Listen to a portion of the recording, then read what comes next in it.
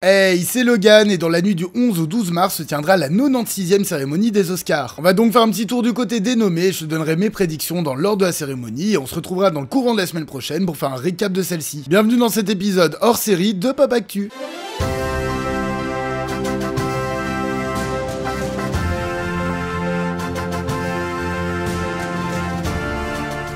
Les nominés dans la catégorie du meilleur film d'animation sont Le Garçon et le Héron d'Hayao Miyazaki, Élémentaire de Peterson, Nimona de Nick Bruno et Troy Kwan, Mon ami robot de Pablo Berger et Spider-Man Across the Spider-Verse de Ken Powers et Justin Thompson. Et bien que cela ne soit pas la spécialité des Oscars, je pense que le prix sera remis à Le Garçon et le Héron d'Hayao Miyazaki. Il a déjà gagné les Golden Globes, donc on peut y croire. Pour le prix du meilleur acteur dans un second rôle, on retrouve Sterling K. Brown pour le rôle de Clifford Ellison dans American Fiction, Robert De Niro pour le rôle de William King-Hale dans Killers of the Flower Moon, Robert Downey Jr. pour le rôle de Lewis Rose dans Oppenheimer, Ryan Gosling pour le rôle de Ken dans Barbie, et Mark Ruffalo pour le rôle de Duncan Wedderburn dans Poor Things. Là c'est plutôt serré car il y a du très bon choix, mais je pense clairement que celui-ci reviendra à Robert Downey Jr. Il rafle ce prix dans presque toutes les cérémonies, il ne serait donc pas étonnant de le voir également remporter l'Oscar. Même catégorie mais du côté des actrices où on retrouve Emily Blunt pour le rôle de Catherine Oppenheimer dans Oppenheimer, Danielle Brooks dans le rôle de Sophia Johnson dans La couleur pourpre, America Ferrara pour le rôle de Gloria dans Barbie, Jodie Foster pour le rôle de Bonnie Stoll dans Insubmersible, et Davin Joy Randolph pour le rôle de Mary Lem dans Winter Break. Pour moi le duel sera entre Davin Joy Randolph et Emily Blunt, surtout au vu du succès des deux films aux US, et bien que je pense que ce sera la première qui l'aura, je mets quand même une petite pièce sur Emily Blunt car elle a été boudée jusque là, donc j'espère quand même l'avoir remporté ce prix là. Pour le meilleur film documentaire, les nommés sont Bobby Wine, le président du pub de Moses Boyo et Christopher Sharp, La Memoria Infinita de Maïté Alberdi, Les Fidolfa de Kauter Benania, To Kill a Tiger de Nisha Paoura et 20 Days in Mariupol de, je vais pas me risquer à dire ce nom, il s'affiche juste là sur l'écran. Je vais rester honnête, je n'ai vu aucun de ces films, bien que j'aimerais énormément voir Les Fidolfa, je donnerai donc aucune prédiction sur cette catégorie-ci. Pour le prix du meilleur court-métrage en prise de vue réelle, on retrouve The After de Missa Nariman et Nikki Bentham, Invincible de Vincent René Lorty, Night of Fortune de Lasse Noër et Christian Orlik, Red, White and Blue de Nazrin Choudhury et Sarah McFarlane, et pour finir, La merveilleuse histoire d'Henry Sugar de Wes Anderson. Je n'ai vu qu'un seul film dans cette liste de nommés, donc ma prédiction ira directement à La merveilleuse histoire d'Henry Sugar réalisée par Wes Anderson, même si je suis dégoûté de ne pas avoir Strange Way of Life d'Almodovar dans la liste. Premier prix technique de cette cérémonie, celui de la meilleure photographie où les nommés sont Le Comte, Killers of the Flower Moon, Maestro, Oppenheimer et Poor Things. Clairement, je pense que le prix reviendra à Poor Things, la photographie est vraiment l'une des choses les plus fortes du film, ça pourrait être un beau duel avec Oppenheimer, mais ouais, Poor Things sur ce coup. On continue avec les prix techniques car on enchaîne maintenant avec le prix des meilleurs maquillages et coiffures où on retrouve Golda, Le Cercle des Neiges, Maestro, Oppenheimer et Poor Things. Une fois de plus, le doublé, je pense que le prix sera remis à Poor Things, la panoplie de personnages différents, la gueule cassée de Willem Dafoe, tout ça on voit, donc ça serait logique de le voir remporter la statuette. Toujours dans les prix techniques, celui des meilleurs costumes où on retrouve Barbie, Killers of the Flower Moon, Napoléon, Oppenheimer et Poor Things. Et là c'est pour moi l'une des catégories les plus compliquées car on a trois films d'époque incroyables où les costumes ne font absolument pas tâche et Barbie et Poor Things ont mis la barre vraiment haute. Mais j'ai envie de dire que Killers of the Flower Moon repartira avec le prix, le film est pas mal boudé par les cérémonies, ça lui fera au moins un petit quelque chose. Pour le meilleur film en langue étrangère, les nommés sont Moi Capitaine de Matteo Garonne, film italien, Perfect Days de Wim Wenders, film japonais, Le Cercle des Neiges de Juan Antonio Bayona, film espagnol, La Salle d'épreuve d'Ilter Katak, film allemand, et The Zone of Interest de Jonathan Glazer, film anglais joué en allemand. Grosse pensée au CNC qui n'a pas voulu envoyer Anatomie d'une chute, La Passion d'Odin Bouffant n'est même pas sélectionnée, alors que vous le verrez, Anatomie d'une chute fait un très beau parcours. Ma prédiction ira directement à The Zone of Interest qui a pas mal de défauts l'air de rien, mais qui est un film plus que poignant et sûrement l'un de mes préférés de 2024 pour le moment. Pour le prix du meilleur court-métrage documentaire, on retrouve The ABCs of Bookbanning de Shayla Nevins et Trisha Dlesic, The Barber of Little Rock de John Hoffman et Christine Turner, Island in Between de S. Leo Chiang et Jean Xian, The Last Repair Shop de Ben Proudfoot et Chris Bowers, et pour finir Nine and Waipo de Sean Wang et Sam Davis. Je n'ai malheureusement vu aucun de ces films donc je vais pas donner de prédiction pour cette catégorie. On reste dans les courts-métrages avec le prix du meilleur court-métrage animé où les nommés sont Letter to Epic de Tal Kantor et Amit Gitzelter, 95 Senses de Jerusha et Jared S, Our Uniform de Yegal Mogadam, Pachyderm de Stéphane Clément et Mark Lius, et pour finir War is Over de Dave Mullins et Brad Booker. Faut vraiment que je vois plus de courts-métrages car une fois de plus j'ai aucune prédiction pour cette catégorie. On repart dans les prix techniques avec celui des meilleurs décors et de la meilleure direction artistique où on retrouve Barbie, Killers of the Flower Moon, Napoléon, Oppenheimer et Poor Things. On est dans le même cas que pour les meilleurs costumes, ils pourraient tous aisément gagner le prix, mais je posais ma prédiction sur Poor Things encore une fois, car clairement j'ai passé de nombreux moments dans le film à juste observer l'arrière-plan et les décors. Il est temps de passer aux prix musicaux avec les meilleures musiques de film où les nommés sont Laura Kampman pour American Fiction, John Williams pour Indiana Jones et le Cadran de la Destinée, Robbie Robertson à titre posthume pour Killers of the Flower Moon, Ludwig Göransson pour Oppenheimer et Jerskin Frendrix pour Poor Things. Bien Bien que je serais heureux de voir John Williams gagner un Oscar, il n'a rien réinventé sur la bande originale d'Indiana Jones. Je pense donc que le prix reviendra aisément à Ludwig Göransson qui a fait un travail incroyable sur Oppenheimer. Pour le prix des meilleurs effets visuels, les nommés sont The Creator, Godzilla Minus One, Les Gardiens de la Galaxie 3, Mission Impossible Dead Reckoning Part 1 et Napoléon. Je pense que le prix reviendra assez aisément aux Gardiens de la Galaxie, mais d'un autre côté, je serais heureux comme pas possible de voir The Creator ou Godzilla Minus One repartir avec la statuette. Je vais donc tenter un coup de poker et voter pour The Creator qui est beaucoup trop sous-coté. Sérieux, le film est magnifique. Pour le prix du meilleur scénario, on retrouve